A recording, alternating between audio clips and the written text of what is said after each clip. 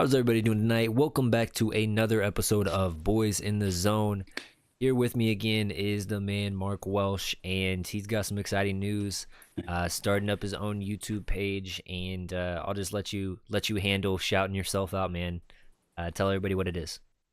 So I appreciate it, EJ. Thanks for having me again this week. My new page is going to be is out this week. As EJ mentioned, it's called Stogies and Stars, and so it's going to be Woody's Cowboys Report, Stogies and Stars. So excited about that and to get some content out to you people. So I appreciate it.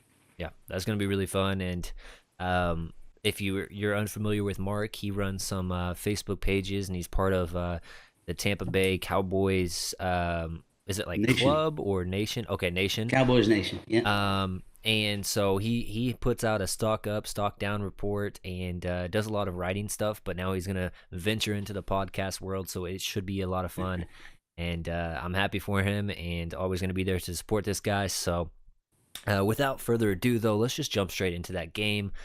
Sunday, Cowboys fall to the Philadelphia Eagles 28-23, and I don't know about you, but I see a lot of positives even in the L column. You know, we get the L in that win-loss record, but as far as positives go, like with a loss, this might be the best one I've ever felt about.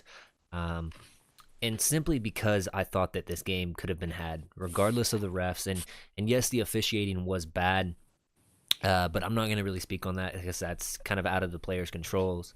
But what was your number one takeaway from that game Sunday, Mark? Well, for me, and I felt the same way, right? There are some losses that the Cowboys have that are just excruciating for me, Hmm. but I actually felt good about it, right? To me, watching that game, that was a heavyweight fight. It went back and forth. It was a great game. It was a playoff game. The way those two teams went at it, Yeah. and the great thing about it is we get to see him in AT&T Stadium on December 10th.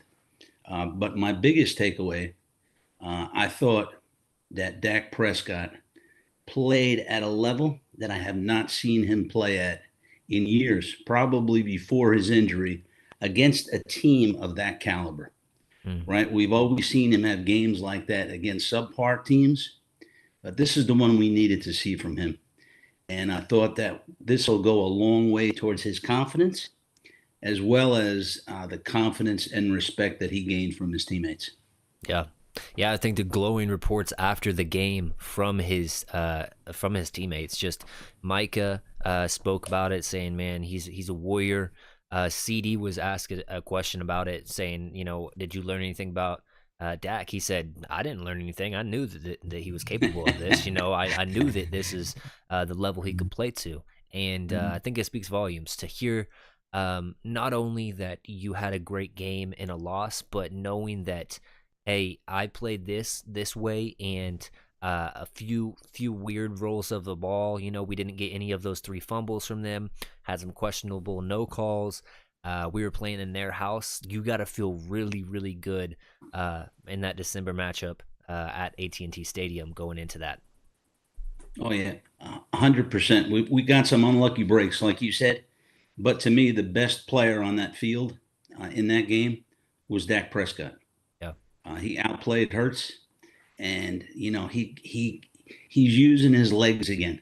I mean, he was under a lot of pressure, especially from Steele's side over on the right, but he used his legs. He kept plays alive, and he converted some big plays for the Cowboys. So Definitely. I felt good about it. Like I mentioned before, I usually take losses pretty tough as a Cowboy fan for 50 years now. But this one, I'm okay with because they're going to bounce back. And I still believe they will be in the NFC Championship game. And then, hey, Anything can let's take happen. it from there. Yeah. Got a shout out to the chat. Bocce Eric, always in here supporting. We're going up against another Cowboys content creator right now, so the chat's a little bit dry, but hey, we're gonna get it cranking out later tonight. One thing I did want to mention, just early on in that game, I thought that this was a big kind of, you hear those questions about Mike McCarthy's coaching style and just his, you know, monitoring of the game, and flow of the game and stuff like that. And I thought that Mike McCarthy was better than what the media kind of paints the narrative for him as.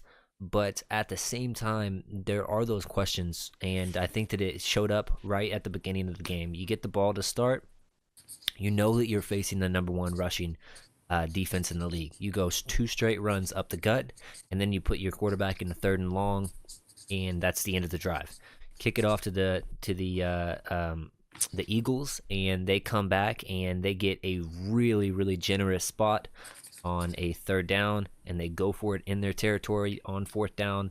I thought that whoever's in charge of the Cowboys, wiring down to Mike McCarthy and saying, "Hey, challenge that spot. That was a horrible spot." Failed big time, and I think that can also be kind of put on to Mike McCarthy himself. You have a jumbo tron to your disposal as well. Look up, see that spot's bad, and throw that red flag. Yep, great points. The first one, yeah, it seems like McCarthy at the beginning of games, he just tries to force the run, Mm-hmm. right? And to your point, he's going up against one of the best defensive lines, especially against the run, and equally as good against the pass in the game. So some creativity right out of the block would help. And that call at the very beginning, you don't want to throw that challenge flag too early. Uh, just like you don't want to throw it too early in the second half. But that to me was a critical juncture of the game at the very beginning. Yeah. That went from what should have been a third and 2.5, maybe even a third and 3, Yeah. to a third and 1. And we all know what play's coming on a third and 1. It's unstoppable. Well, But fourth, I a was fourth yelling, down. throw the flag. And people are looking at me. They're like, what are you talking about? I'm like, look at that spot. That's terrible. Mm-hmm.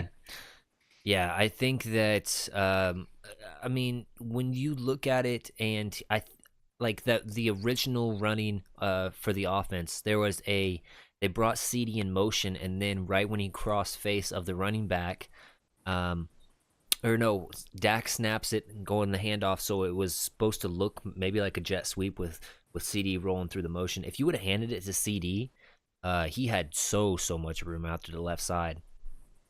Just get creative, like you mentioned earlier. Just get creative. Allow the defense to realize, like, oh, okay, they're not afraid to do this stuff. And we've ran CD in the past. We ran him in the backfield with a route in this game, and he actually absolutely cooked the linebacker. So I know that we have creativity or creative elements to our offense, but we gotta be willing to go early and often to those plays, to just make the defense have to hold pat and hold true to knowing that they can't always sync up and you know f- just eat up our run game to start, because at the end of the day our run blocking has not been good. So if you can do anything to help those guys get good or get confidence, blocking, it'll go a long ways. Yeah, so true. EJ, we can't come out of the block with, I call it a vanilla offense. Hmm. And that's what we see too often from McCarthy. And to your point, we need to put the defense on their heels right from the start of the game. Yeah. And so with those two out of the way, I wanted to talk about the Philly goes, they score a touchdown. Cowboys come back, they score their own touchdown, 7-7. They force a 3-and-out on Philly. They come back, score another touchdown, force another 3-and-out on Philly, and then they have another chance to really, really solidify something and get a nice lead on Philly. And Michael Gallup drops just a wide open 3rd and 5. And then Mike McCarthy elects to go for the field goal, which, Brandon Aubrey's been really good. He makes it. We go up 17-7. But man, oh man, would you not want to have that catch from Michael Gallup right there in that spot, because you're rolling, you're humming. You've got 2 touchdown drives, the last 2 drives, and you're all the way up at the 30, I think, at this point when he drops that. And it was a drive killer, and you left points on the board. And not only did you leave points on the board uh, for that, but it could have also been even more catastrophic if Philly would have went down and scored a touchdown. Luckily, they only get three, I think, or no, they scored four touchdowns tonight. So they go down and score a touchdown, I believe. Yeah. No, they don't even score a touchdown. They come out of the half and score two touchdowns. So it could have been even worse because they could have went and scored a touchdown, and then they could have came out of half, scored another touchdown, and continued to get a lead. So just a huge play, and I'm ready to have the conversation. I've been ready to have the conversation about Michael Gallup getting less snaps, and I think that now more than ever, it's on full display. It's evident, and I think that as fans, we need to call for it. Yeah, and I think Tolbert's gotten more snaps the past 2 weeks at least. Yeah, But couldn't agree with you more. That was a huge play early on.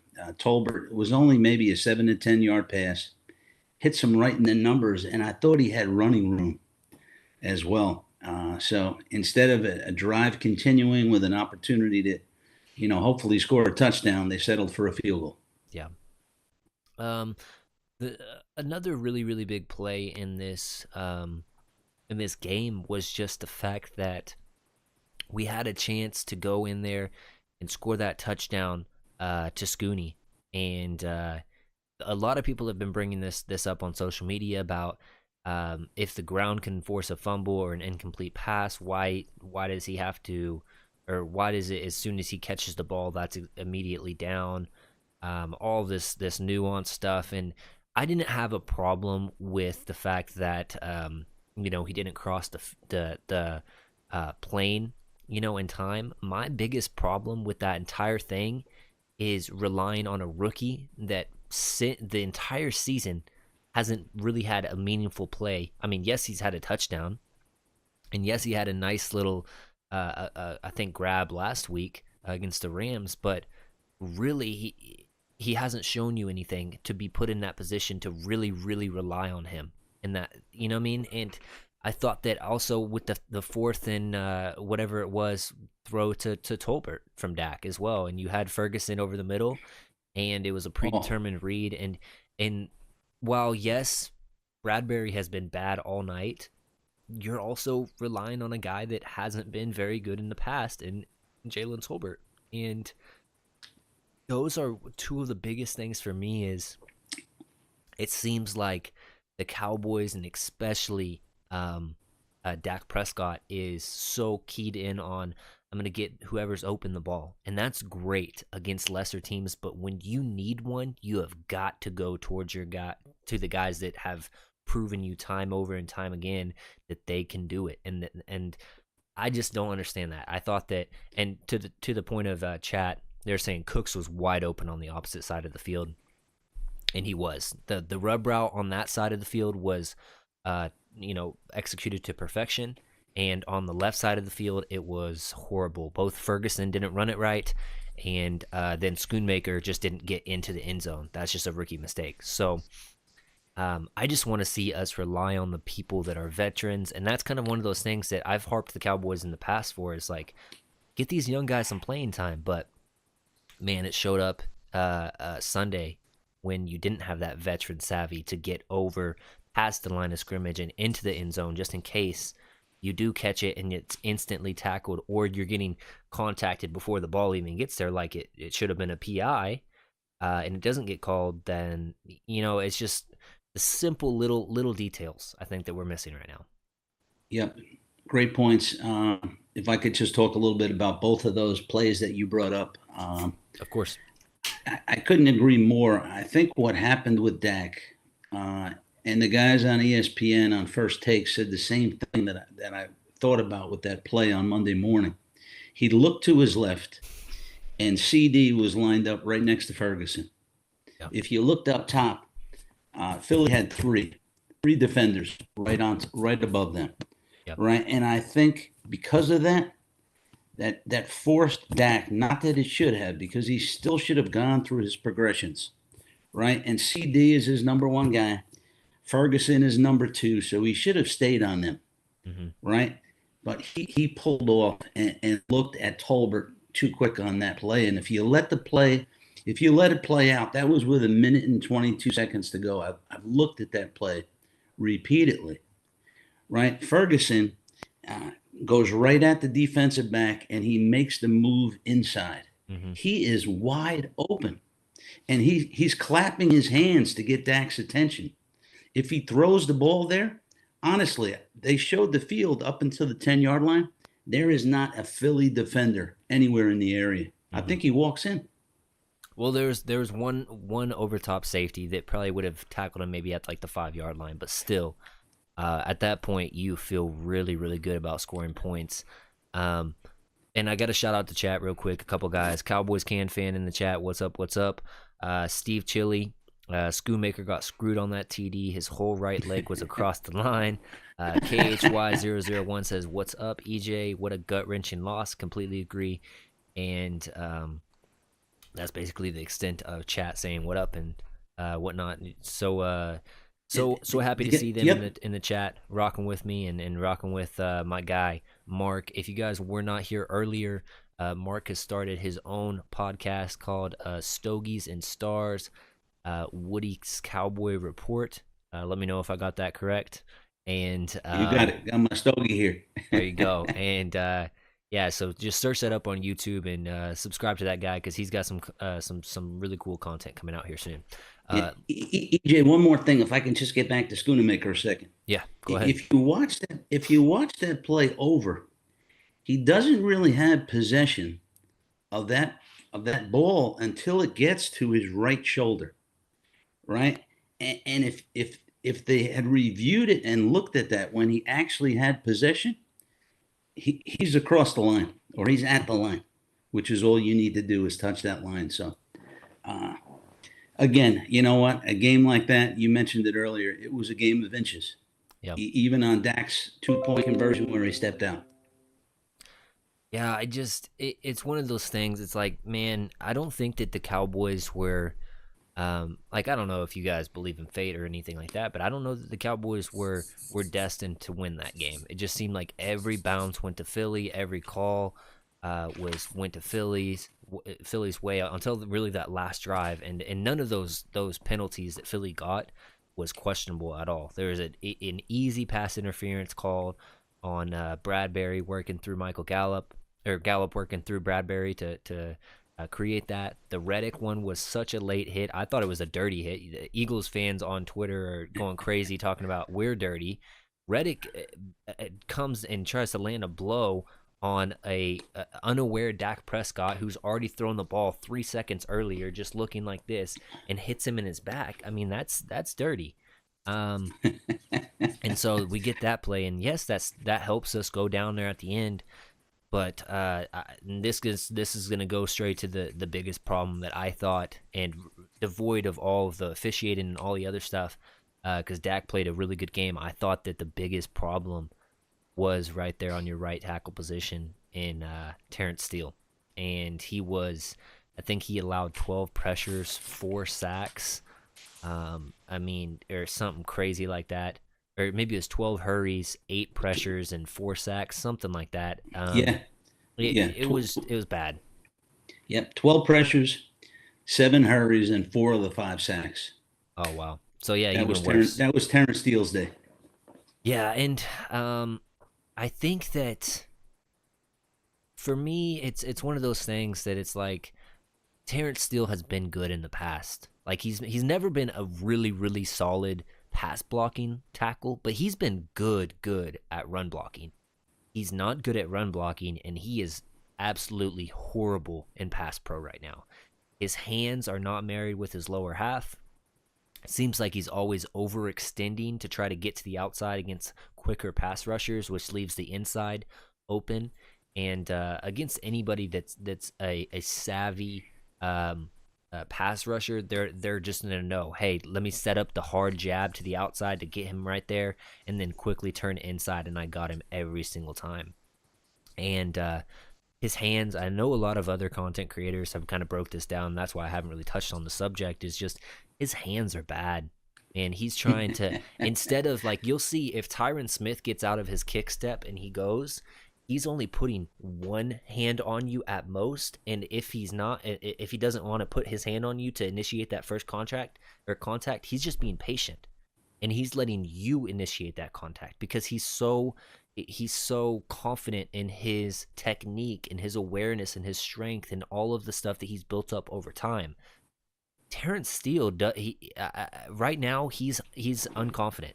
He doesn't know when to get that first punch, and if he's it almost always seems like he's leaning in with both hands, like it's a run block. Like in pass pro, you don't want to do that. The whole name of the game in pass pro is get out to your kick step and be patient. Wait for them to meet you at the point of attack, and then you get low and get your leverage and get inside of their pads. Right now, it's just his whole technique is off, and they need to figure out what's up with him. Truthfully, Yeah, excuse me. I just don't know where they go with him, right? I mean, when you look at the depth of the offensive line, which is what I was hoping that they would improve at the deadline, you've got mm-hmm. Asim Richards, who's really filled in on the left side, Yeah, and you've got what is it, Odogu? yeah, Chuma Uh, Edoga. yeah, so I mean, they've been filling in at left guard and left tackle, and what I also believe is happening is that Zach Martin's game has suffered a little bit because he's trying to compensate for Steele to his right Mm, and the issues and problems that he's having in pass protection. yeah. Because if you look, I saw a graphic today and it depicted the number of hurries that had been given up across the whole offensive line. And I was surprised with Zach Martin's number being that high. But I think that that is what is happening. Yeah, I think that there's a conversation that needs to be had about Tyler Smith really being the best offensive lineman we have right now. And that's no shade to Zach Martin. He's still very good. And really, I think that he's working alongside two people that are really hindered by injuries right now. I think Tyler Biotish isn't right in that ankle injury. He's never gotten back Yeah. to really that strength where he can really anchor down. And that's the very most important thing you have to have as an interior offensive line player is that anchor. Get your booty low and just ultimately get under the opposing tackles or defensive tackles pads and drive. I think that his ankle's unsure right now. I think that Terrence Steele really that ACL is hindering him, and I think that it's not even the ACL as much. I think it's just the confidence. Truthfully, I think that he's trying to overcompensate. Like, oh man, I really got to get out of my break. I got to really excel out here. Yeah. Inversely, it's hurting him in the inside, and Yeah. and that's hurting Zach Martin having to play in between those two players as well. Yeah. And you make a great point about Tyler Smith. I couldn't agree with you more.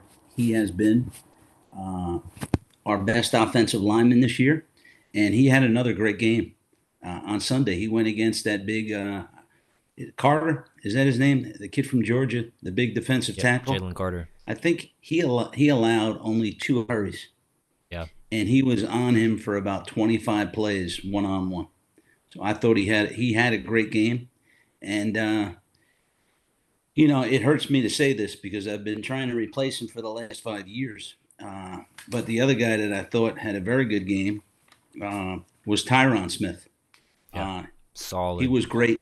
He was great in pass protection on That's the Sunday. best With game him, that it's he's just had in a while. yeah, it's just a matter of can we get him on the field consistently.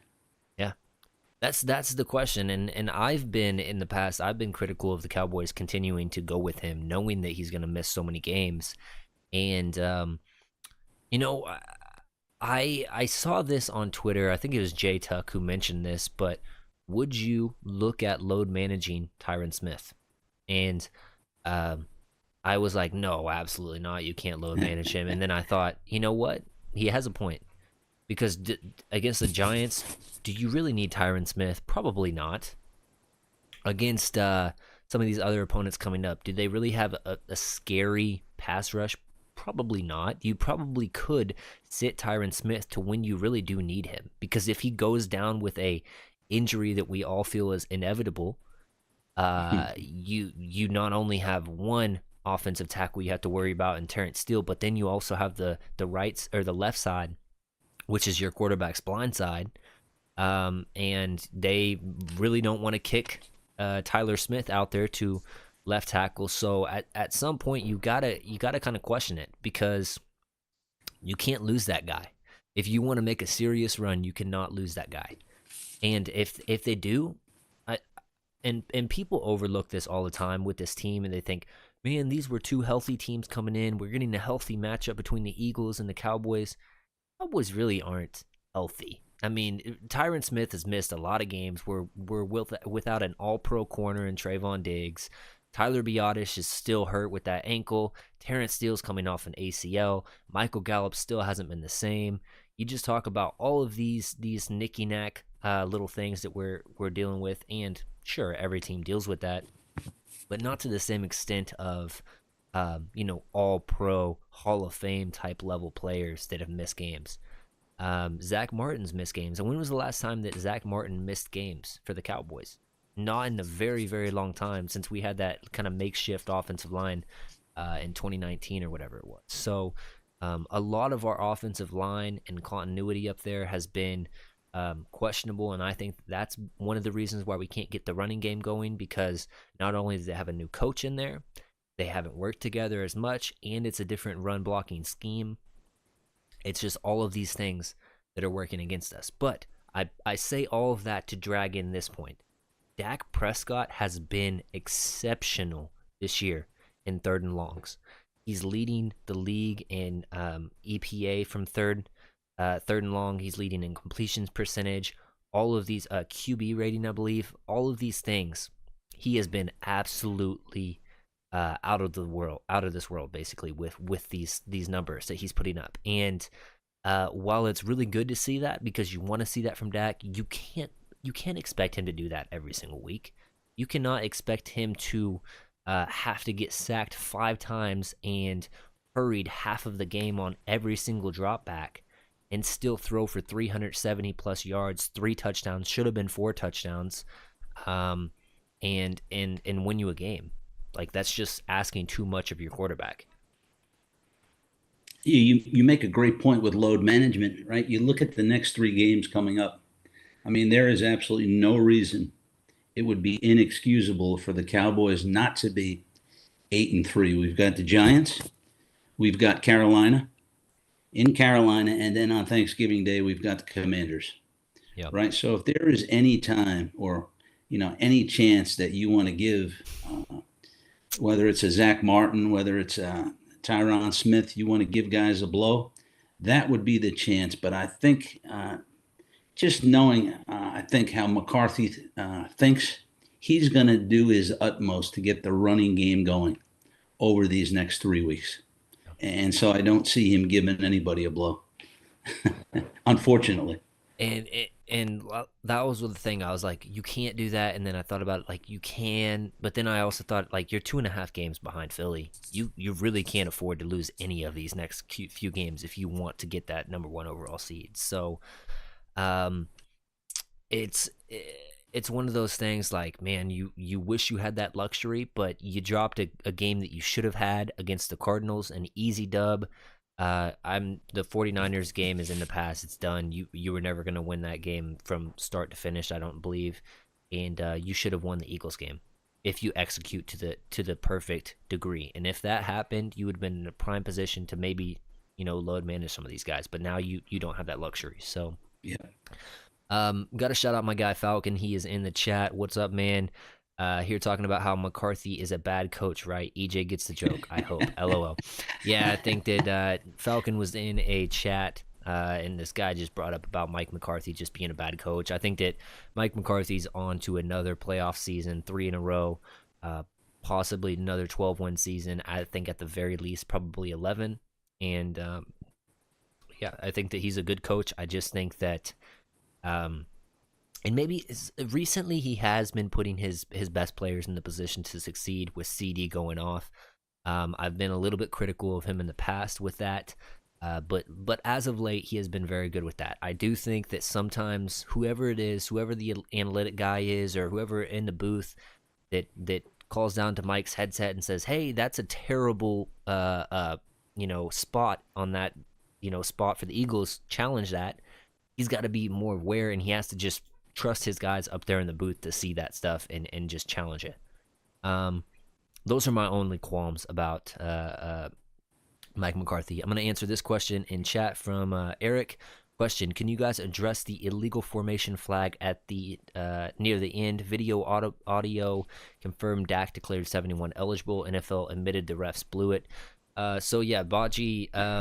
From my understanding, the refs only um, grant the eligibility to a player if they themselves go over there and say that they're eligible.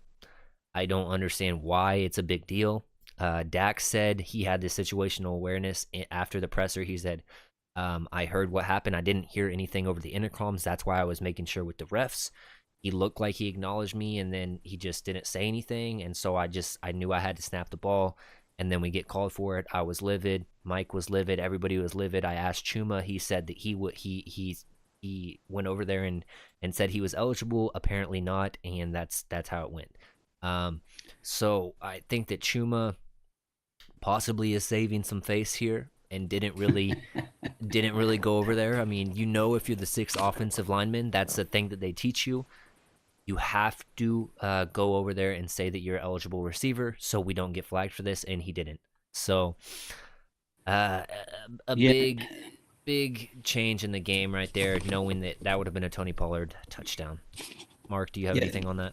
yeah. That was a tough one. If I can just jump back to McCarthy for a moment, I think he gets overly criticized for his play calling, Mm-hmm. and in games where I think he's brought much more motion into the offense than he's had, the first 5, 6 games of the season. Mm-hmm. Uh, he doesn't get enough credit for that. But where he needs to take a hit is we cannot have these continued time management issues. That delay of game on that last drive, and to me, that's a combination. I don't know if it's him getting the play You in know, too late to Dak, but we cannot have a delay of game on yeah, that last I drive. think that was really on Jake Ferguson. Um, Really? and Jake Ferguson didn't know the play. Dak's trying to communicate it. I will say that I argued this with somebody on Twitter, and I said that usually if the quarterback is in charge of lining up the protection for the offensive line, they are always to blame for a delay of game. If they're not, then that blame can be on the center or whoever it is to line up that protection. It can be on the quarterback. It can be on the head coach not getting the play in, and everybody's like, "What's up?" So I said that because in the offseason, if you guys were following what was happening, Tyler Biotish took over the protection role for this offensive line. He lines up the protection. He looks at what's happening with the linebacker. If the mic's syncing up, he's going to call it, hey, we got to pick this guy up. Hey, you got to double team this way. He's communicating all that on the offensive line. What that allows Dak to do is spend more time under center calculating what or deciphering what the defense is doing in the backfield. If it's going to be, a shell coverage over the top, two high safeties, if they're dropping one down, cover three, whatever it may be. So he's doing that so that he can audible get into the right, correct play to exploit those things. So it's the marriage of both of those things. That's why I said you can blame it on Dak if you want to because you think that you know more football. But at the end of the day, it was Jake Ferguson not knowing what the play was, and I thought there was a lot of that in Philly Sunday. I thought CeeDee Lamb, I saw him all the time. He's like, "What's happening? What's happening?" Asking Dak at the line. You gotta be honed in, know the plays, and that's my only critique about CeeDee because he was amazing. But at the end of the day, you're in a hostile environment. You got to get lined up, and you got to know what we're doing just by the hand signals, just being grinding all week, knowing that okay, this is a big game. I got to be on my p's and q's, so I know that stuff. And yeah, it was just a miscue. Delay a game, sits you 5 yards back, and that was a big impact because in the presser, Dak brought that back up and said we had a really, really good play for that 3rd and long after the sack, and we drop back another 5 yards, and it takes it that much further out where I can't drive that ball in as much as I want to because I'm 5 yards further out. And so, these little things, like I said, the little things have to get cleaned up. I'm going to go to the chat real quick, and then I'll get your thoughts on that, Mark. Official Manny B, friend of the show, says, what's up, EJ? We signed T.Y. Hilton 2.0. Yeah, we're going to get into that Martavius Bryant news here in a little bit. I like that. Cowboys camp fan. I bet he never makes that mistake again, which is talking about. I think Chuma Edoga is when that comment came through. I thought it was Tyler B's fault um, with that, and then Lady Di, minor mistakes makes big problems.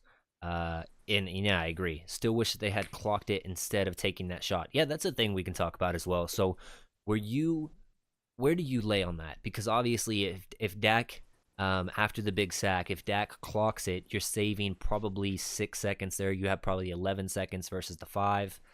Um, you could get back up there with a short play on the outs, get out of bounds, and then have a better opportunity to go.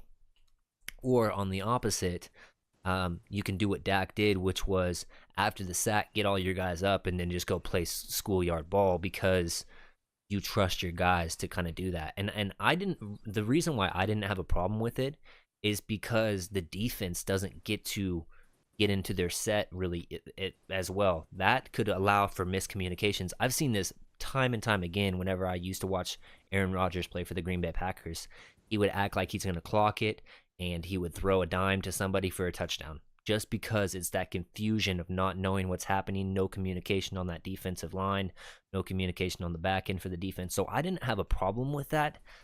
My thing is, it's one of those things like you have to hold up in pass pro. Terrence Steele, I'm looking directly at you. You have to hold up there because you can't take a sack there. You've got gifted the ability to get down there to the Eagles 6-yard line and you give up a 15-yard sack or whatever it was. I don't know, but I mean that was just bad.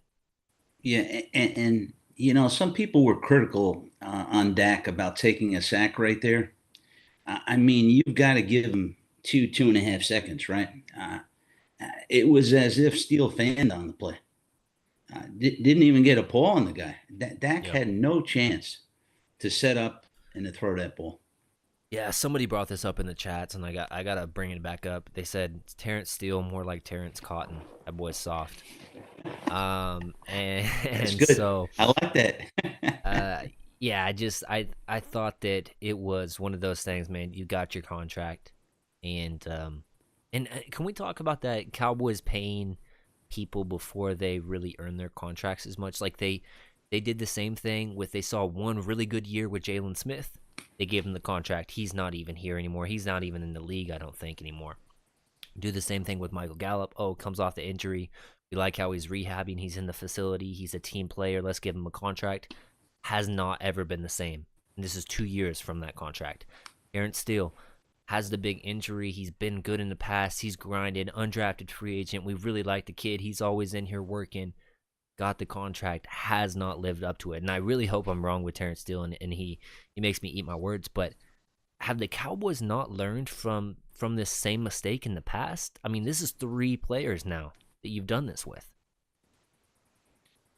Yeah, that's a tough one. I think they gave Terrence Steele that contract when it was right about the point where the strong suit of the Cowboys used to be their offensive line for years, Mm-hmm. right? And then it started tailing down when Frederick retiring was the start of things, Yep. right? And I think yeah, Jerry was just Stephen Jones. I say Jerry, but Stephen's in charge. I think that's what forced their hand on giving Steele that type of contract there. Gallup, the contract they gave Gallup for 13 million, I think. They had a choice, right? And the choice was Cooper, who they knew they were going to have to pay 20 million a season, and they had salary cap issues at the time. Yeah. So they decided to trade him and instead give 13 million to Gallup, right? And they saved 7 million Yeah. there. So I think it's that tough. for me, I just would have rather. I think that they were too worried about like Steele like having like an all pro type season because he has been taking a step up little bit by little bit and getting better, but he's coming off a major injury like an ACL. Like yes, you can come back from ACLs; they're not career ending anymore, but they still have a hindrance, especially if you're like a skill position player. And for offensive line even too. I mean, you drive with your legs, and that's hindered his run blocking. and I think really just hurt his confidence overall. But a chat also brought this up, which is, does this make us kind of worry about Diggs? I know he got his money prior to the injury, but coming off of an ACL as well. And I would say yes. I think that with Diggs, it's he's a skill position player. He's relied to run with, and not only are you at a disadvantage as a cornerback because you don't know what's happening, what the wide receiver is doing, so they're always a tick ahead of you. But now you have an ACL to worry about, where you're kind of leaning back a little bit more. You're not going to able to plant your foot and drive, click and close on some balls and stuff, and that's really what is his bread and butter for Diggs anyways, is just that click and close ability to get his hand on balls and stuff like that. So as much as I don't want to say yes to that question, I am a little bit like worried for Diggs. But one thing I do think that is a positive for Diggs is that he's always um, he's always been able to kind of have these um, injuries where it seems kind of bad, but then bounce back. And not in the NFL. This happened at Alabama. I don't know if you're really in tune with what happened at Alabama and stuff like that, but he had some injuries there at Alabama, and he came all the way back, and he's made a really good career and kind of had a long stint without injuries. And now this happened, so he's still young enough.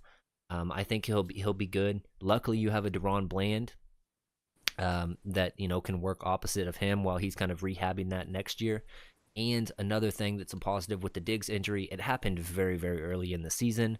So by the time that you are getting to training camp and you're getting into the real part of the season next year, he's going to be well adjusted from that ACL versus Michael Gallup that happened late in that season. Yeah, so interesting points, and really, it's why I had hoped prior to the trade deadline that not only they reinforced the depth on that offensive line, but I wanted to see him make a run at a Surtain or make a run at a Jalen Johnson. And I know from what I've read that the asking price was high, right? I've read 2 1s, and for Surtain, it was a 1 and a 2 and a player.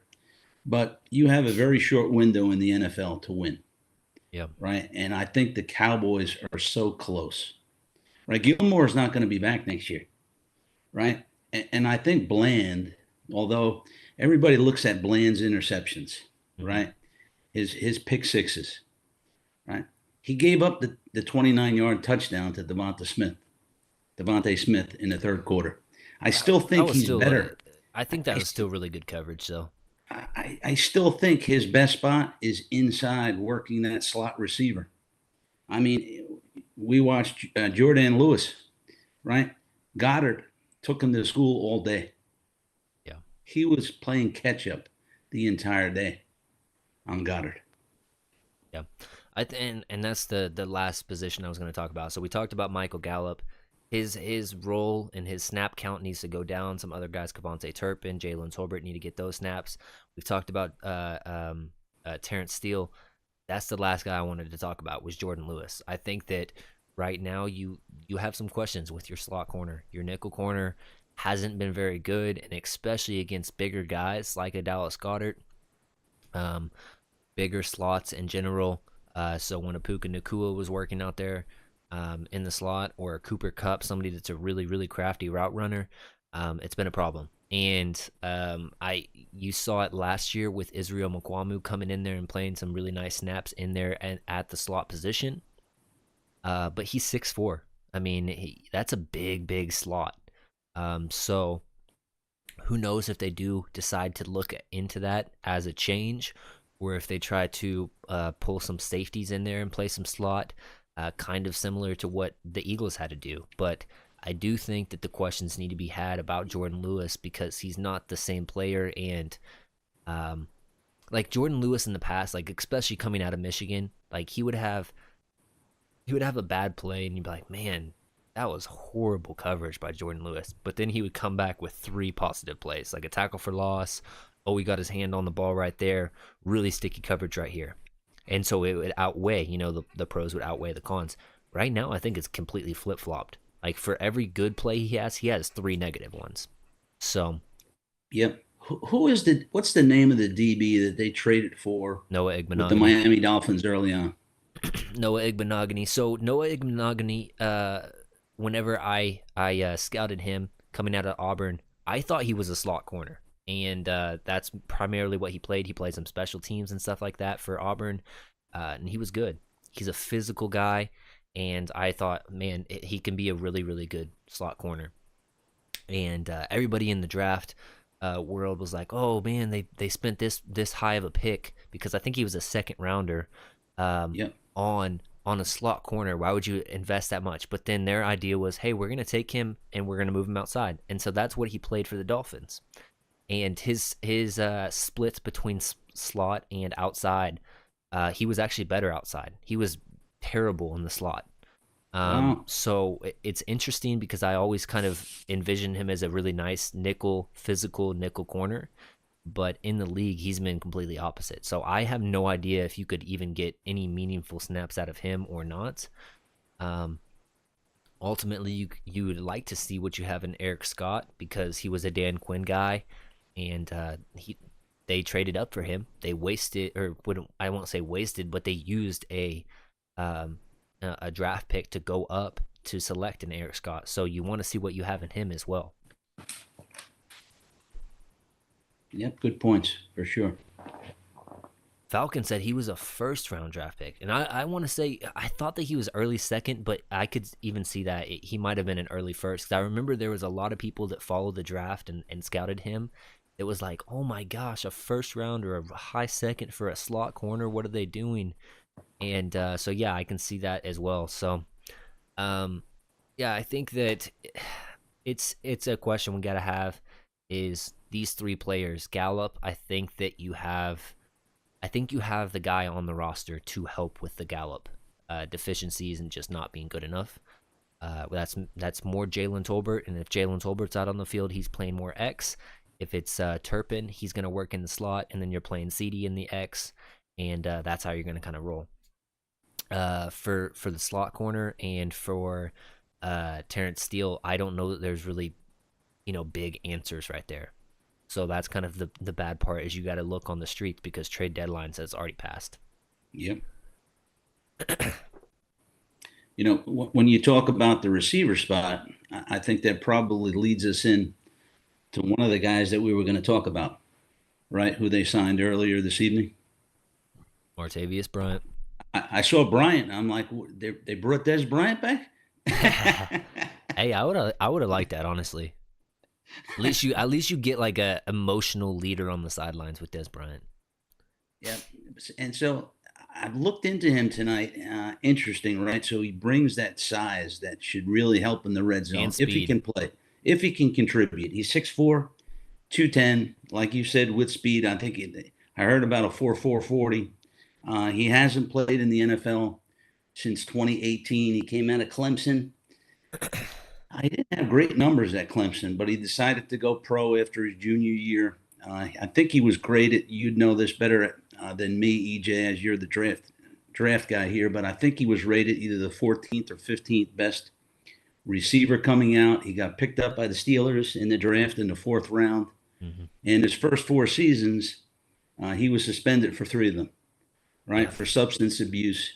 And as soon as I saw that the Cowboys picked him up today, that was one of the first things I looked at because for some reason, Jerry Jones loves these reclamation projects, right? I guess he feels that I can change these guys. He always brings them in. He's got a long history of it, Yep. right? Des Bryant loves this guy. He says in 3 weeks, this guy will be off the practice squad and making a significant contribution to the Cowboys.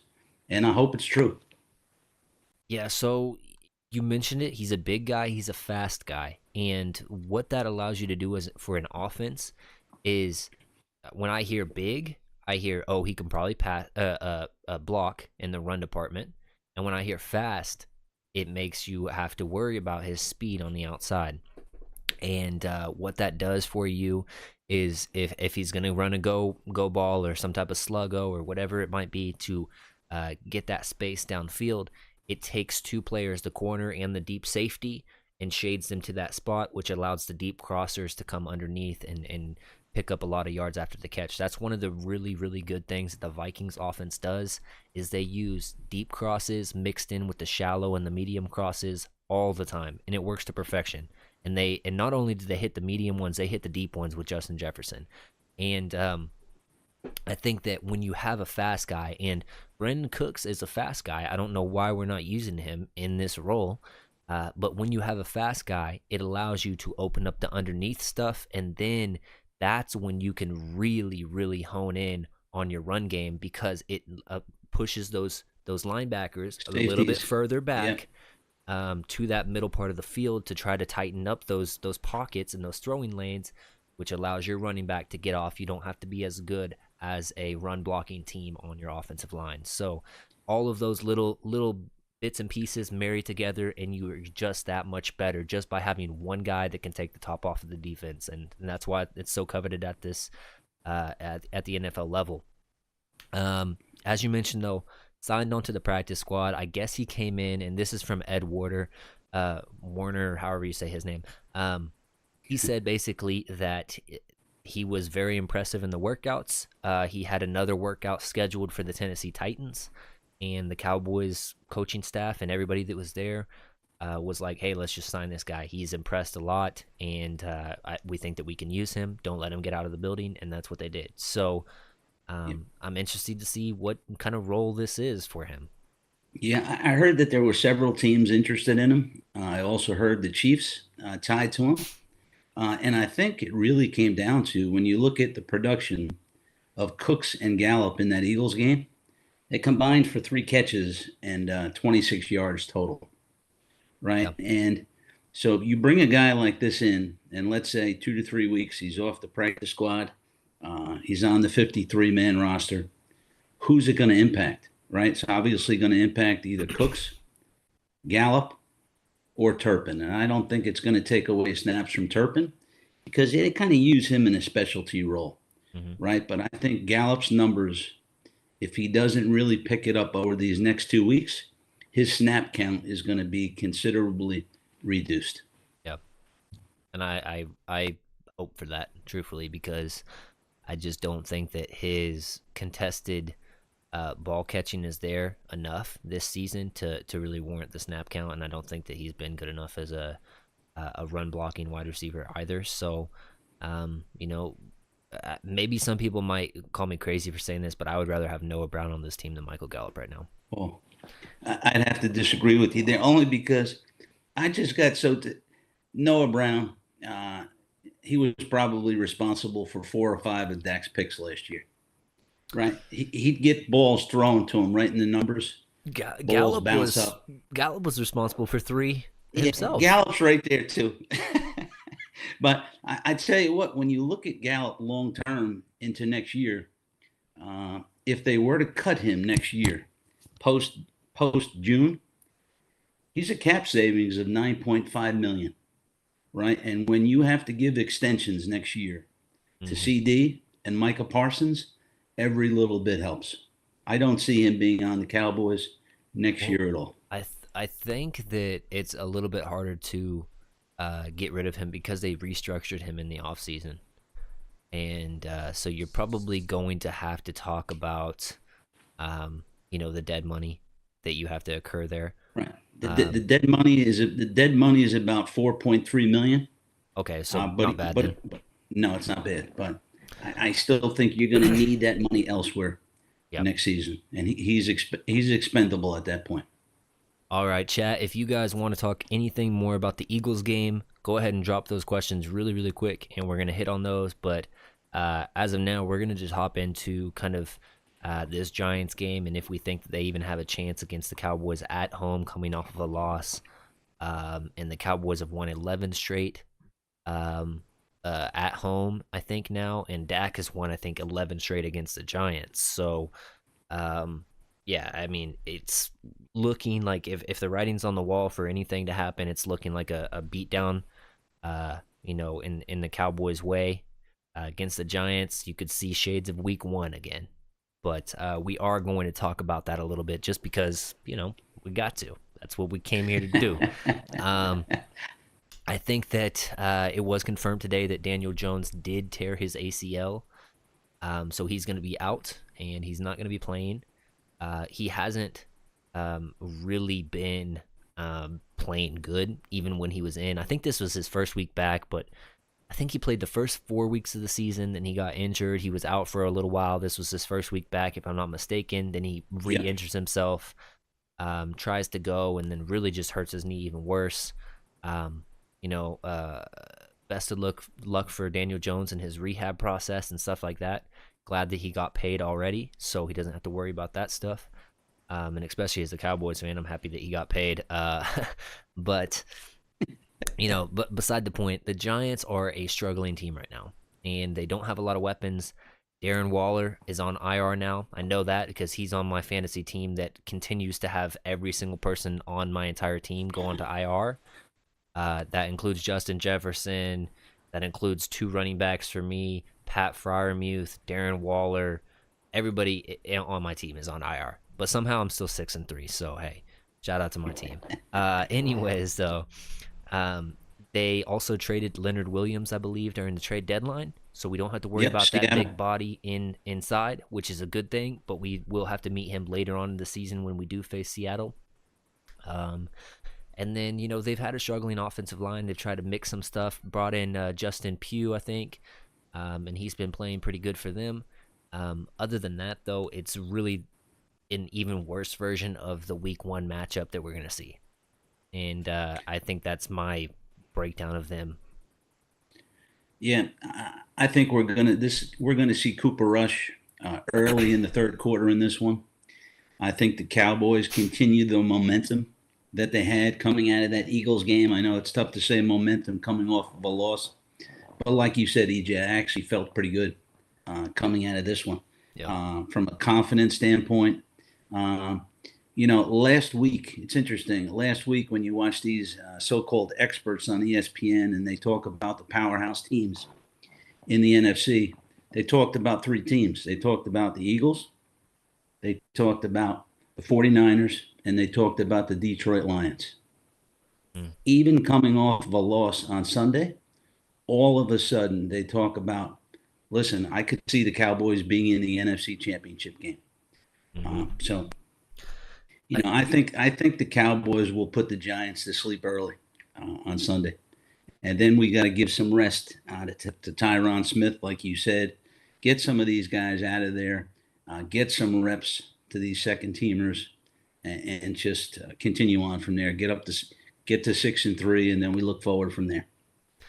yeah, I think that you tell your players all week during this matchup against the Giants, like, hey, you better go 100% for the 20 snaps you're out there, because that's probably all you're gonna get. Because we're gonna put these guys to sleep, like you said, early. And Micah, I don't want to hear about you complaining about not being able to play later down the stretch. We need you when it comes down to playing the Eagles again, or the Buffalo Bills, or the Miami Dolphins we have on our schedule still. So you just tell him, like, point blank, like, we're gonna get Sam Williams. Hey, you're gonna be the dog this week. You're gonna be the guy setting the tone. You're gonna be playing a lot of snaps. Oh, Kavontae Turpin. Oh, Jalen Tolbert. You want to take some of Michael Gallup's stats? This is the game to prove it. We're gonna have a lot of snaps for you. Um, and just be open and honest about it. Dak, you go out there, throw 3 touchdowns in the first quarter and a half of the game, and you're done. Like, that's is point blank, because the Giants are not going to be able to come back from a 20-point deficit if you lay it on them early. Yeah. Um, I have to touch on a name you just brought up, Sam Williams. Right, Sam Williams came up with that big play early on where he knocked the ball out of mhm. Hurts's hand. Unfortunately, we couldn't come up with that fumble recovery. But and then in the second half, he was hardly on the field Yep. on defense. I really listen. I love D Law, one of my favorite players. But when is the last time we saw D Law get close to a quarterback? When is the last time he got a sack?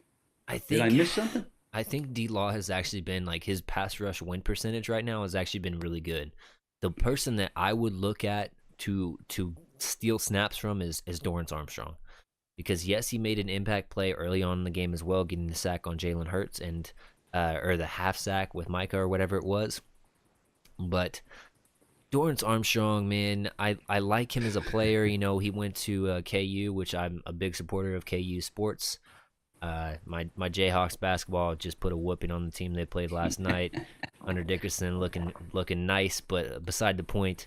Um, you know, I think that Dorrance needs less snaps because he's not one of those cornerstone pieces moving forward. You know, he's not one of those players that you look at as like, yes, he's only this right now, but this is good enough where we're okay with not developing this guy under him. You know, he's just a placeholder guy. Like you don't want to um, disallow a player that has the potential like a Sam Williams in the pass rush department to be held under him in the depth chart. I just think that it's right now it's questioning of a very good otherwise Dan Quinn decision making. So Yeah, um, I'd love to see them find a way to get him more snaps, though, especially on passing downs. oh yeah, oh We've yeah. got to get Sam Williams in there. Falcon says, yeah, Law is getting pressure. He's just not always getting home, but he is getting pressure. And KHY says he is a jag, which means just a guy with flash. And completely agree. I love that everybody knows the term, the jag term, because that used to be just like a scouting term. He's just a jag. Like I learned that from Bucky Brooks like years ago, just learning how to scout players and stuff like that. He would talk about jags, and I'm like, what the hell is a jag? Just a guy. And now that Steve Smith has kind of said it and it's gone all crazy, everybody knows what a jag is, and I love it. But beside the point, yeah, Dorrance Armstrong. I think that Dante Fowler has been he's been good in some stints as well. I think that really the problem with the Cowboys is they create a lot of pressure. They just don't get home as much as we're accustomed to. So this game it really is one of those games. It's like, hey, let the dogs loose up front. Like you got a bad offensive line in the Giants, and to the extent you have a couple bad offensive lines coming up with the Panthers, with the Commanders as well. You've got an opportunity to get a lot of sacks, and with sacks come turnovers, and with turnovers comes blowouts, and with blowouts you get to rest your players. And knowing that you need to rest your players like a Tyron Smith, like we talked earlier, like a Dak Prescott or whoever it is, Tony Pollard, I don't think he's been the same from his injury. So resting those guys is just going to bode uh, better for the late end stretch, which is our hard stretch at the end of the season and going into the playoffs. Yeah, I don't. I think what we're going to see on Sunday is a heavy dose of Saquon Barkley. I don't think we're going to see many pass plays at all out of the Giants. In fact, I don't even know if they've named a starting quarterback to this point. Yeah, I'm not sure. I don't even know who they have. So I thought I actually put that name out as Carson Wentz. I was like, hey, you could go get Carson Wentz, but I guess he's going to.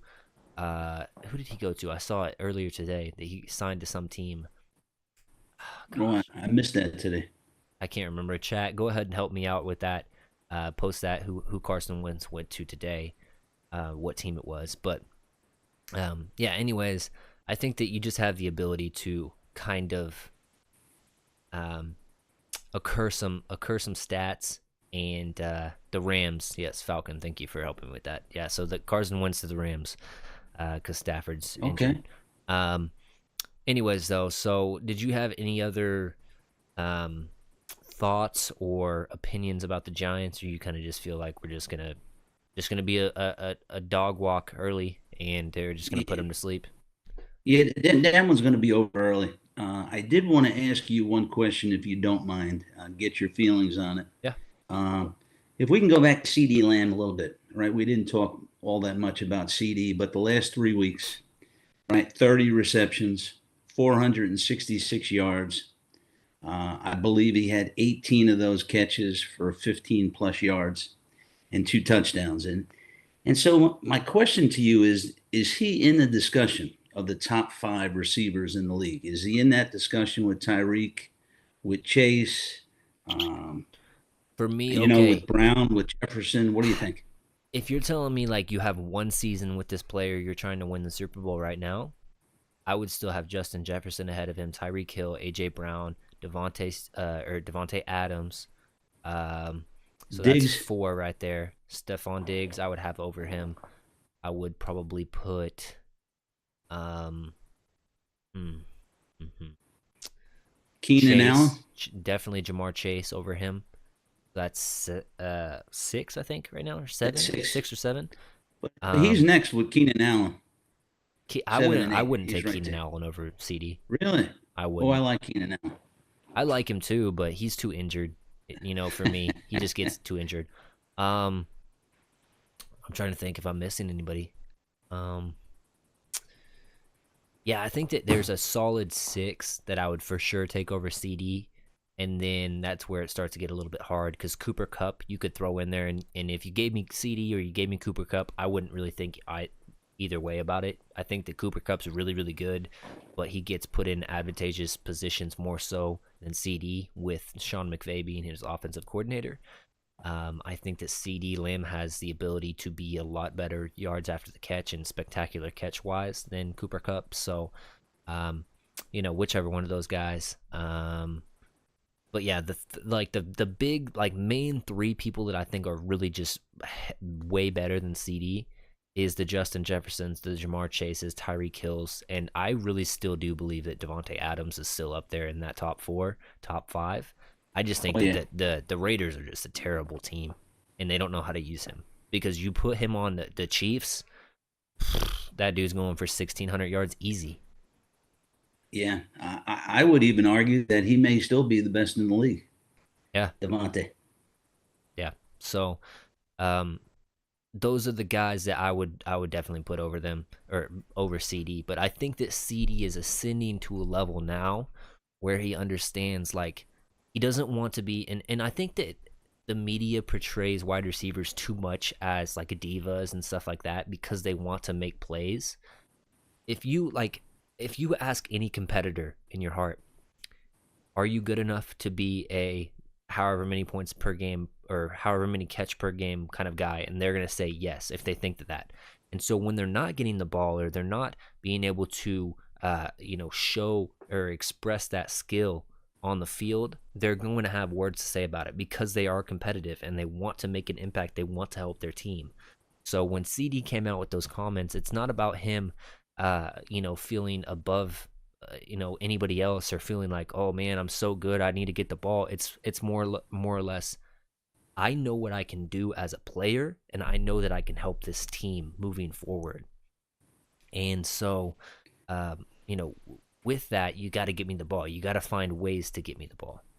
And Yeah, I don't mind that competitive spirit either. I mean, to me, it's no different than what Michael Irvin had.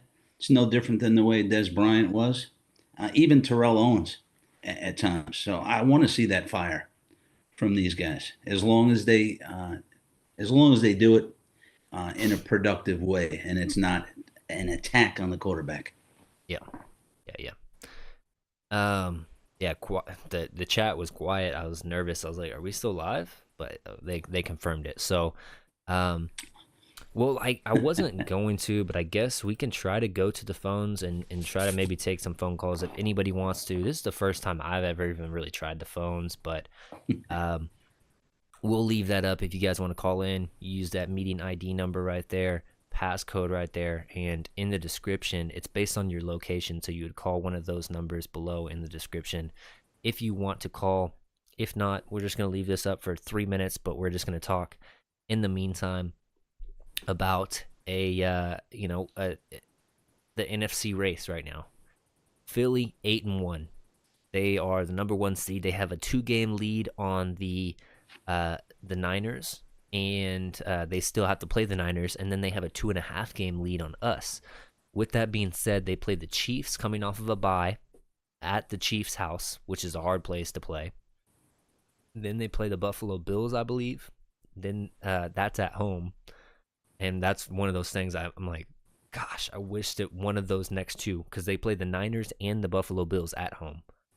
I don't know who made the schedule, but to have the Cowboys go to the Niners' house and have to play them in Levi Stadium, but then give the Niners to the Eagles at their house, that just seems kind of like, okay. You put the Cowboys at a little bit of a disadvantage there. But beside the point, so they get to play both of those other teams at their house, and then they have the rematch with the Cowboys.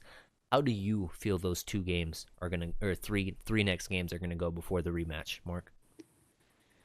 Yeah, you know what? When you look at Phillies games, they have one loss. They very easily could have four losses, Yeah, right? When you look back at some of those games, I certainly don't see them Philly winning their next three. Um, I think they'll have two losses coming into AT&T Stadium. mm, And listen, I'm very confident matching up against Philly. I don't have a problem going to Philly in the playoffs. That's how much I think the Cowboys gained in confidence out of that game.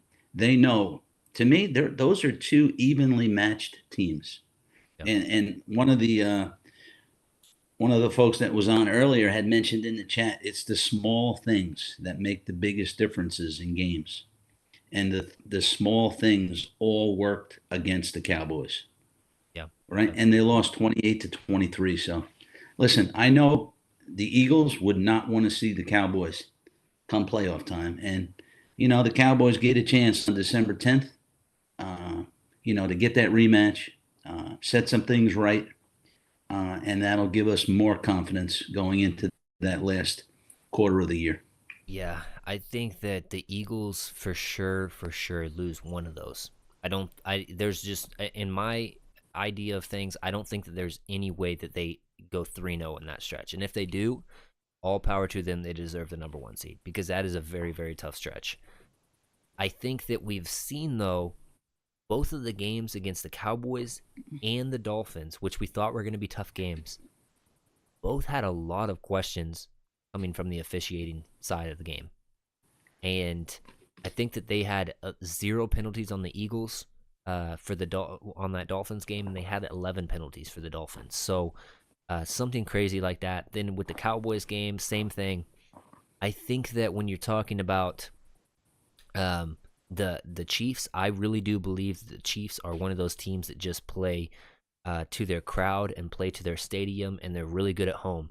So if the Eagles go in there and beat them at their house, coming off of a bye week, um, man, that's gonna really, really, really, put a damper on my mood, knowing that they're that much further ahead, and then they have to face a struggling Niners team and Buffalo team. But both of those teams are capable of winning. So the Buffalo Bills, it all comes down to Josh Allen. Is it good Josh Allen? Is it bad Josh Allen that night? That's all it comes down to. Because if it's really, really good Josh Allen that uses his legs, that can just absolutely torch a secondary with his ability to drive balls into tight windows and go over the top, I think that the Buffalo Bills will beat them. If it's bad turnover Josh Allen, I don't think that they're going to beat them. So I'm right now I'm hovering for like 1-1 right there. I think that the Niners are going to start to figure some things out. The Niners are a weird team where they're almost like the Cincinnati Bengals for a little bit. The Cincinnati Bengals always start off slow and then they get it stuff going, right? The Niners, it's one of those weird things. They'll lose four in a row out of nowhere for no reason. It would just happen. They just lose four out of four in a row, and then they go on a heater and they win nine straight or whatever it is, and they're unstoppable. It seems. So Yeah, I think I that the think. Sorry, go ahead. no, you're good. You're good. I think that the Niners, if they start to figure things out before the Eagles game, they're going to beat the Eagles at their house. If they don't and they're still in that slump, I just don't think that they're going to have enough grit and willpower and confidence going in there to beat the Eagles at the link. Yeah, the Niners are a very interesting team, right? I think for them, they need everything to be going right. They need to have that trifecta on offense. They need Yeah, McCaffrey, they need Debo, and they need Kittle. But what surprises me most about the team is the defense, that dominant defense that we saw against the Cowboys. hmm It's gone away, right? We've seen subpar teams move the ball up and down the field on yeah, that defense, and they don't have injuries. In fact, they've added to the defense. They added Gregory, right? Now they picked up the defensive lineman from the Chase Young. Commanders, Yep. Chase Chase Young. Young, who, I thought that that was going to be a detriment to the other teams in the NFC, but the more I hear about Chase Young and what he was doing with the Commanders, like I heard they were calling specific defenses, and he was just a stat guy. He was doing his own thing just to try to get to the quarterback. So Hmm. I'm not too worried about that. But the defense of the 49ers has really surprised me as far as where it's gone since that Cowboys game. Yeah. Well, I think that, and this is just true for every team, is if your quarterback is turning the ball over, it puts pressure on your defense because they have to defend in a shorter field. And we've seen that with Brock Purdy a little bit. He's had some, questionable throws as of late where he just doesn't see the underneath defender or airmails it and the safety picks it off. Just, you know, some of those little things that he wasn't doing. He was playing for those first 5 weeks of the season. He was really, really good. I mean, he was in the MVP conversation. And now he's had a fall from grace like Carson Wentz almost. Like he's just looked absolutely horrible the past few weeks. And like you mentioned, with when they have some injuries on their four-headed monster or whatever you want to say, they don't have the guys to. That's the difference between the Niners. Like the Niners roster, when all of their starters are healthy, is amongst the best in the league. But they don't have the guys after that first level or that first starting. They don't have the depth, is what I'm trying to say. Yep. And that's what's going to hurt them. So if they can't go into the playoffs healthy, I think that the Niners are really not a very scary team. Of course, you got the Fred Warners and the Dre Greenlaws and all of those guys on the defensive line that you're going to have to deal with for the Cowboys. Um, if you go ahead and meet them. But overall, man, if they don't have some of their weapons, it makes Brock Purdy a lot more of a kind of system quarterback where you kind of exploit him. Um, and then the chat is also saying right now that, yeah, Josh Allen just isn't as great in my opinion. They just wouldn't call him a great or elite quarterback. I personally would, just because whenever I measure quarterbacks, I measure their ability to run as well as pass. And Josh Allen, more so than any other quarterback, and I will say this even more so than Lamar Jackson, I think is a better dual threat quarterback overall because he can absorb hits. He doesn't get injured like Lamar Jackson. And that makes him really, really, really hard to beat when he's on. Now, his boneheadedness, I don't know if you guys noticed this, but this is something that I picked up on. Since Brian Dable has left the Buffalo Bills as the offensive coordinator, Josh Allen has made some boneheaded throws the past 2 years. And I think that has to do with Brian Dable not being in his ear on the sidelines and not telling him, listen, you don't need to throw into this window, take the underneath stuff. And it's really kind of taken a step back in his game because he has all the tools and everything that you would want. Like if you said, like if there's a build a quarterback, like a build a bear but for quarterbacks, Josh Allen has probably a lot of the traits you would want in a quarterback, just from durability, big arm, strong guy. He's a smart guy, makes some boneheaded mistakes, don't get me wrong, but smart guy. And he wants to win. So I really do think that he's still in that great tier. I just think that there's only two elite quarterbacks in the NFL, and I personally believe that Patrick Mahomes is even overrated to an extent. But if you guys want to hear my spiel on Patrick Mahomes, I'll definitely share that. But he's a little bit overrated as well. Yeah, if I could just add on Allen, I think Allen he goes into that gunslinger mode at times, Mm-hmm. right? And I compare him to the way Brett Favre was Yeah. a lot of points. Brett Favre was a great quarterback, all right, absolutely, right. But there are times where he just has so much confidence in that arm of his that he takes these chances that, sometimes you got to be okay with throwing the ball away, Yeah. right? It's like the problem we had with Winston with Jameis down here with the Bucks. Jameis thought he could force balls like he would do at Florida State. No, you can't do that in the NFL. Yep. And I think Josh Allen gets into that gunslinger mentality too often. Yeah. No, I agree with that. And I think that that's the reason why the coaching was so important for him, is just that it was like almost, because if you remember, I mean, out of Wyoming, everybody saw that he had tools, but nobody really believed that he could be a legit starting NFL quarterback to that extent that he is right now. And Yeah. so when that first year happened, he was not very good, and Brian Dable was there. He comes and he changes him. He just from that second year on, he was a night and day, a much better quarterback. And I think that was just Brian Dable's understanding of, this is the tools that he has. This is what I need to um, continue to work on, but we're not going to put him in the situations where he's going to fail. We're going to put him in the best situations possible. That's why Daniel Jones last year had the best year of his career, even with lackluster weapons, because Brian Dable is a very, very smart Yeah. offensive mind. And yes, he throws tablets and he gets pissed off and he's mad. That as a former coach myself, that is just, love for the game. Understanding that, dang it, I'm not good enough to lift these guys up. And I want the best for them. I want to yell at them, and I want to, I just want to rip my hair out because I know what they're capable of, but we're just not out there doing it.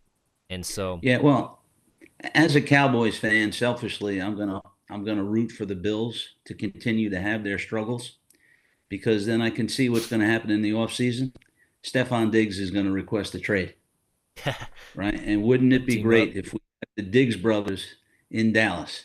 There you go. That'd be sweet. But KHY, I did not see your Donald question, so do go ahead and redrop that, man, and I will answer that.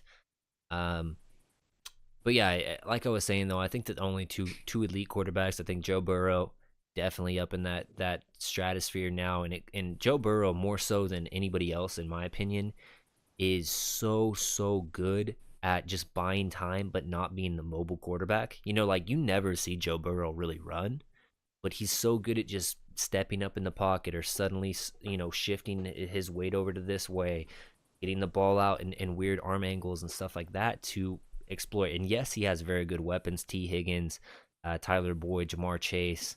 Um, but his offensive line hasn't been good. His defense is very good, which helped him get to the Super Bowl. But yeah, Joe Burrow, I think, is probably the least appreciated of the big time guys, because I feel like Josh Allen and Patrick Mahomes kind of get too much praise to an extent, and Jalen Hurts has gotten into that territory as well for what he does. And Jalen Hurts, he had a really good throw. That one to Devontae Smith on the sideline, man, that was dropped in the bucket. That was a perfect throw, and he's made some serious improvements to his game. But overall, I just think that Joe Burrow, Dak Prescott, those guys are underrated a little bit, and those other three guys I mentioned are overrated. So question, and Kirk Cousins is underrated too. I will tell you, Kirk Cousins is underrated. Beside the point though.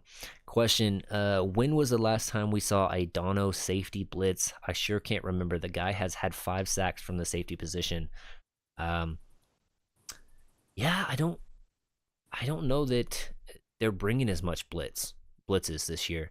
So if you are kind of familiar with what Dan Quinn wants to do from his pass rush department, is he wants his guys to win up front and not have to blitz, and how he allows the manufacturing of pressure is through stunts. And I think it's advantageous for everybody else except for Micah Parsons. When you stunt Micah Parsons, it actually hurts him, because unless it's from like the linebacker position, excuse me, unless it's from the like linebacker position where he creeps up slowly at right before the snap and then goes into the stunt, it's not good for him, because he can beat his guy across from him every single time if he wants to, if you just let him do it. But when you ask him to pull inside to create a stunt for another player, I just don't understand it. And that's why the Cowboys, I think, this year are getting more pressures and less sacks, is because when you allow Micah Parsons just to work on the outside and you allow D Law to work on that outside, not only do you have a player that's really, really good in D Law, which is containing the edge and not allowing the quarterback to get drained out there and not overextending himself, but also you're allowing your the opposite side with Micah Parsons to have the freedom to win outside or inside. Not having to worry about trying to always force one way. He's just playing the leverage of the offensive tackle. And so I would rather see a little bit more blitzing and less stunts. And if that is bringing more safety blitzes and stuff like that, I would like that as well. But, those are just minor things. If I can just touch on the blitz strategy, what's happened is Diggs getting injured has changed Dan Quinn's philosophy on defense. Yeah, that's a good Right. point. So he does not want to leave those corners on an island. He didn't bring Gilmore in to be the number one. He brought Gilmore in to be a 1A. Right. He does not want to leave Bland alone on the outside. And that's what bringing those safeties up for a blitz. That's what you're going to do. You're going to leave them on an island out there. Mm-hmm. Yeah. Yeah, and I've been critical of Stephon Gilmore's tackling. I think that he needs to be better in that department, being willing to just come up and tackle a player. And I know he's getting old, but if you're still playing, you still got to play. It's not like if it's like you have a power forward in basketball and he's like, man, my knees, I can't jump up there to get the rebound, coach. Like, bro, you're on the court. You don't want to retire. You're going to have to get rebounds for us. Like, come on. So that was my big spiel about all the stuff and all the Eagle stuff. The Giants week should be, I saw in the comment section, it's another bye week for us. I completely agree. I think we've had them. They're our little brothers. So we want to come out of that game clean though. No injuries. Yeah. I think this is like one of those games that's like I've coached in the past basketball teams, not football teams, but when you kind of play those teams that are bad, you can kind of play some of your guys that don't get to play as much and just use it as a teaching game. I think that's what this is. You get to get your Sam Williams and your guys that don't get to play as much some more snaps, get them hungry again. Allow them to get some stats for contract negotiations and stuff like that coming up.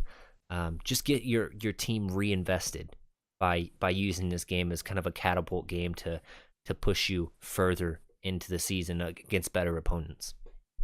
Yeah. One player I want to ask you about, EJ. I thought we would hear more about him by now. I think his name was Rashaan Evans, right? The linebacker that they signed off of the Eagles practice squad. I thought he led. Where was he last year? Was he with Atlanta or Carolina? He led them in tackles. I thought he used to be with the Titans. I'm not sure where he played last year. But I will say Rashaan Evans had an impact on that game in a negative way. He was the reason why the Eagles got to start at their 40-yard line on one of their touchdown drives because he had a face mask on the kickoff return. And so, yeah, it was completely after all the other stuff. He was just mad, pushed the guy's helmet almost off of his face, and they get an extra 15 yards. But but he's playing on special teams. But have you seen him get many snaps on defense? No, I haven't seen him actually in the defensive 11. So, no. But I will. But just reminding me about that is going back to the Eagles game real quick. Is they had 2 of their touchdown drives came starting at their 40-yard line because of the Brendan Aubrey kicking it out of bounds, and then that Rashaan Evans face mask. Face mask. So, yeah, like I said, simple little mistakes. It could have cleaned up some stuff. One of those things could have possibly forced the Eagles to kick a field goal instead of get a touchdown right there. Different impact, different game completely. Falcon in the chat, I don't think he will be fined. Honestly, there needs to be the ability to bring the refs into the NFL and find them. Yeah, I think so too. Oh, sorry. This is KHY001. How much do you think Micah was fined for ripping the ref a new one for missing a blatant hold on him? It's frustrating seeing Micah never get those calls. Boy, every week it seems like, I mean, it's clear as day. And the official, most times, it looks like he's in a perfect position to see it. We never get the flag. Yeah. It's unbelievable. I don't Man, it's one of those things. It's so annoying when great players have to be held back for being great. You know what I mean? Like the hack a Shaq thing for Shaq, and I'm trying to think of any other like just egregious ones in the past where it's like he's good enough where you're not going to get all those calls every time. You know what I mean? And that is such a hindrance to the game, and just the integrity of the game is in question when you do those things. If it's a hold, I don't care if it's our third stringer or if it's the best defensive end in the league. It's a hold. Call the hold. You Right. it's in the rule book written as this. You got to call it like that. And I get that in the NFL, the refs are taught like you can't call everything because if you do, our games are going to be 5 hours long. I completely get that. But in a game this close, in a game that means this much, and especially considering the Sunday nighter that we got, terrible. If this game went another 30 minutes, oh God forbid, America gets to watch a good game instead of this terrible Sunday nighter. But yeah, I don't understand it. So there's my 2 cents about that. He said, very true, but the NFL only wants to punish refs by not letting them referee playoffs and Super Bowls. Big whoop. The NFL really needs to hold the refs accountable in their pocketbooks. And yeah, I think that the NFL is weird because I believe, and don't quote me on this, but I believe that the referees in the NFL actually have other jobs separate from refereeing. And if you made it where all they did is just referee, then that's where the fines can come in. But when they're like part-time guys and they only earn so much, I'm not sure that you could fine them as much. So, yeah, Yeah, no, yeah, you're 100% right, though, EJ. I've got two buddies. One just retired as an NFL official last year, and another from Jersey, another guy from New York, and they all have full-time jobs. Some of them are attorneys, doctors. yeah, So this is a second profession for them. yeah. So yeah, that's the easiest way to fix it is just make it where this is a job. It pays $150,000 per season, which is nothing for how much the NFL actually makes. They could easily afford that amongst their refereeing stuff. But they have so many damn refs anyways now. I think they have like freaking 9 refs out there, and it doesn't help. It doesn't help with the calls getting correct anymore than it does if you had 6 refs. But whatever. I digress. Either way, it's just like make them a full-time employee where all they do is referee games on Sundays, and then whenever they're not, they're studying. Okay, this is what we're determining as a hold this year. Okay, this is this, and re-looking at the rule books and all that stuff, and just learning it and knowing that stuff like the back of their palm in the off season or in their time off. And that's all they do. I think that would be advantageous for not only the players but the refs as well, not being having to being questioned about all the stuff. And there's crazy people out there that send death threats to people because they get it right. And the best way to do that is not having to worry about another job in the back of your head. Man, I have this project coming up. Oh man, was that a hold right there? I didn't see that. No, but you know what I'm saying. I mean, it's one of those things. Figure it out. The NFL makes too much money for this to be a problem. That's for sure. In all sports, right? Whether it be umpires in baseball, basketball officials, and I'm an official. I officiated college hoops, high school hoops, baseball, softball. Uh, to me, it comes down to better training, and it comes down to accountability in every sport. Uh, you know, so All right, but Mark. we Well, listen, if you guys have not already heard this at the beginning of the show or like 10 minutes in, whenever I said it again, Mark has a new podcast out. He's just starting his YouTube channel out. It is Stogies and Stars, That's Woody's right. Cowboy Report. Search that up on YouTube. Go ahead and give this guy a subscribe. If you've been watching my videos and you still haven't subscribed, still haven't set your notifications and stuff like that, you're missing the shows when they start. Because I'm gonna start making Tuesday nights. Every single Tuesday night, I'm gonna be going live with a special guest, a different guest, hopefully each week. But having a good friend pop in here twice in a 2-week period, like Mark, is completely okay as well. If you guys are still in the chat and you're interested in getting on one of my Cowboys fan forums, which is a kind of segment that I do once a month, or try to do once a month, where I just get fans of the Dallas Cowboys in here in kind of like a Zoom call kind of atmosphere, where we just talk, but we record it and we put it up there live, and we take questions from the chats and stuff like that. It's a fun time. Hit me up on my Twitter, or hit me up right now. And then if you are interested in my Thursday night segment that I'm going to be starting up here soon, I'm going to start going over drafting and scouting certain players, and I'm going to be just throwing the film, the all-22, up on the screen, and we're just going to go down it like, oh, okay, this is what he did here. You know, I like the footwork, I like this, or I like that, and checking off positives and all of that stuff. We're going to start getting into the drafting stuff like that as well, and I'm not going to hold it as close to my chest this year as last.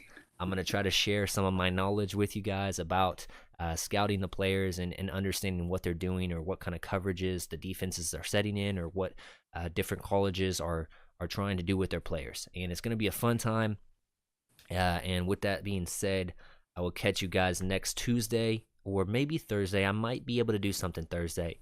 We'll see. But anyways, leave a like and a subscribe. And Mark, you have any final words, my man? No, just appreciate you, EJ. Thank you for having me on again. Oh, wait, we Great. have a question. We have a question, Mark. Do you dip your stogies in whiskey or bourbon like Arnold Schwarzenegger? Oh, I dip them in bourbon. Absolutely. There you go. Right there from the man himself. Not this one, but I do dip them in bourbon. All right. Hey, we'll catch you guys next Tuesday. Thanks. Take care. Thank you. Yeah. Forget what you got, none of it matters until you don't work from the top. I'm talking non-stop, squad. They've been down with me for years, and none of them asking for squad. Fire, out of the gutter, don't stutter, I'm taking my shots. Pop, block, out the noise, some others, my brothers and me, we going off.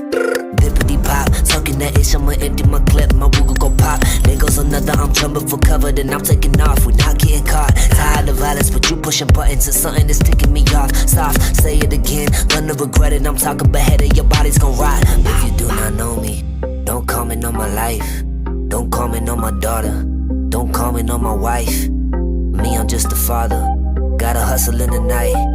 Ski mask with a 45 like MJ, take a flight. Me, I gotta move it, I got the drive and I gotta use it. You gonna lose it, talking that trash in the back of a Buick. Clueless, you know my life and you know my music. Psych, stupid, yeah. Forget what you got, none of it matters until you don't work from the top. I'm talking non-stop, squad. They've been down with me for years, and none of them asking for squad. Fire, out of the gutter, don't stutter, I'm taking my shots. Pop, block, out the noise, some others, my brothers and me, we going off. Bippity pop, talking that ish, I'ma empty my clip, my Google